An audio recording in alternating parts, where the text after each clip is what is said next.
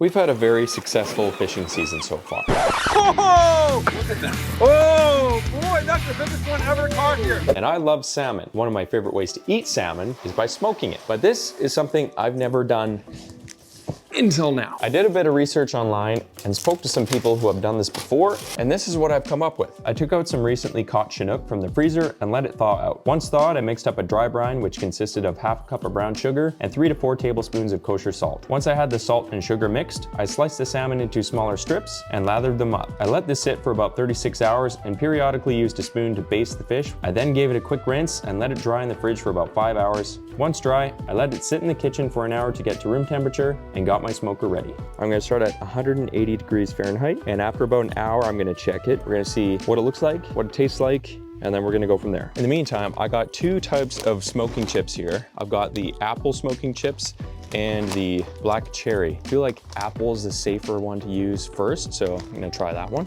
I don't know how often you need to add wood chips either, so I'm a super rookie. You just load this guy up. You just insert it like that, give it a twist, that dumps it into the burn tray, and then it'll start smoking. I'm just gonna open it to show you guys what's going on here. So if we open it, there's gonna be quite a bit of smoke coming out. But you can see here, we've got 4 different racks. We've got a water dish in there.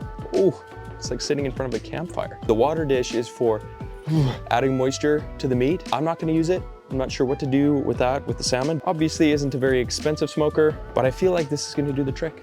It's really all you need. Got our salmon on our rack, smoker's open, and we're just gonna put it right in there.